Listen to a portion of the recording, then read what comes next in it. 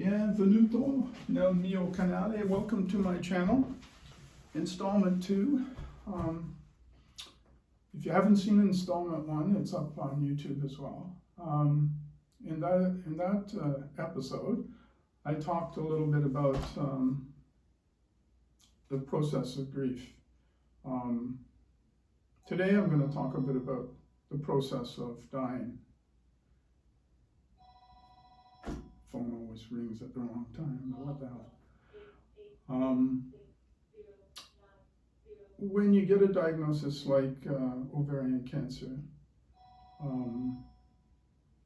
you have a lot of time to think about when and how you're going to die. And it's not something I think that's easy to kind of cope with. I think personally I'd rather die in some sudden way. But we had to cope with it. We got the diagnosis. We were told in no uncertain terms that we had between 1 year and 2 years. And as it turned out, we had 14 months, almost to the day. So how did we deal with that? Well, at first, not well.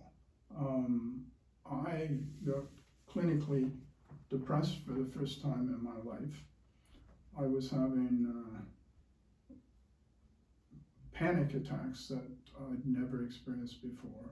And having been a therapist and talked to people who had panic attacks many, many times, it certainly gave me a very different perspective on just how horrible those experiences can be.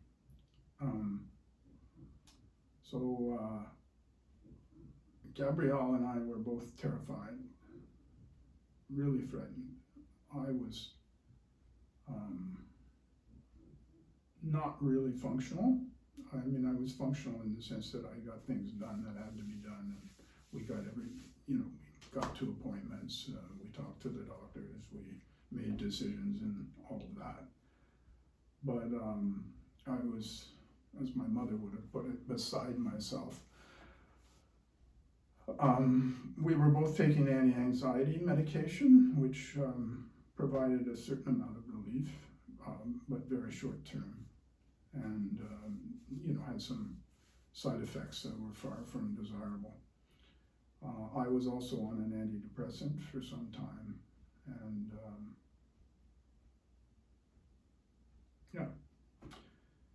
So Gabrielle, fairly early on in this process, came to me one day and she said, "Look, we've got to do something. Let's go for a drive every day. I'll take my pencils, and if I can't walk, I'll sketch in the car. You can walk the dog, because the dog's not getting enough exercise."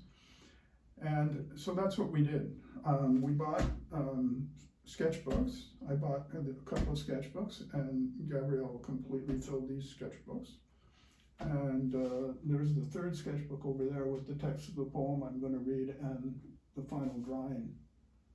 I think the final drawing might have been the second or third to final drawing.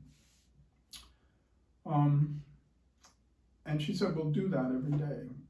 And that's what we did. For the 300 or so days that followed, any day that she wasn't actually in the hospital,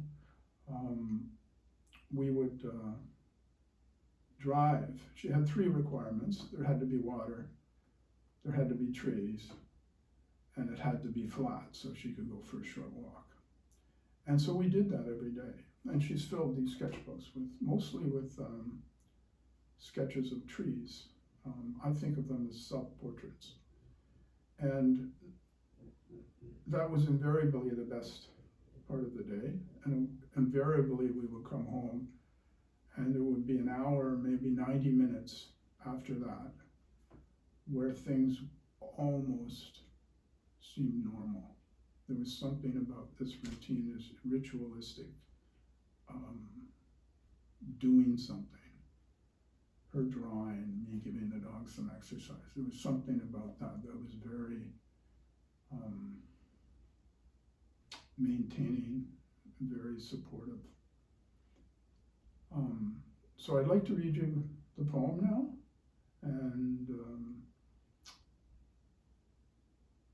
say goodbye for now.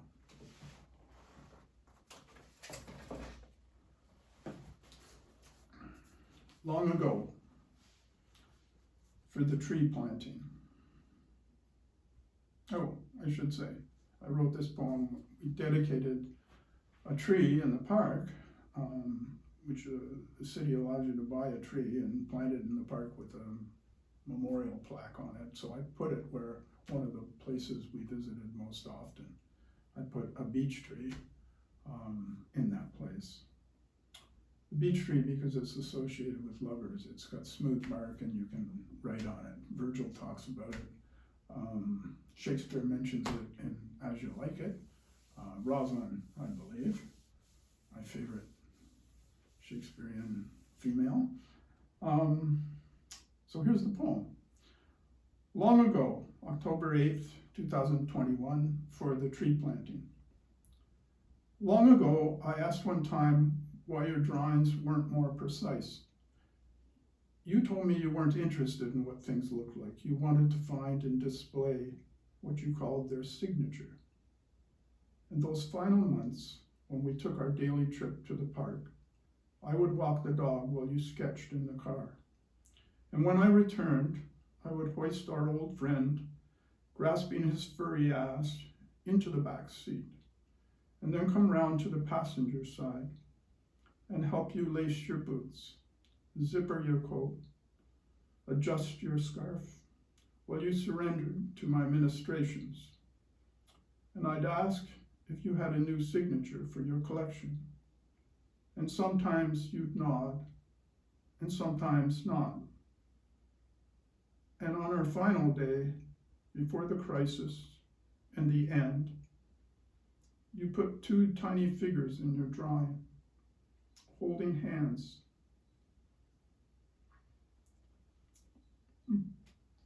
And brought in two bands of color, with naked paper gleaming between. The signature of heaven and the signature of earth coming apart. Bye for now.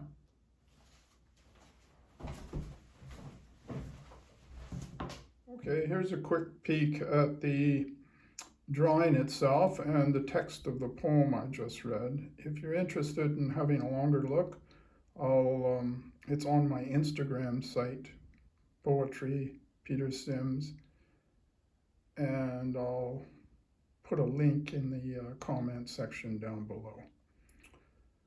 So thank you for joining me, and until the next time, à la prochaine.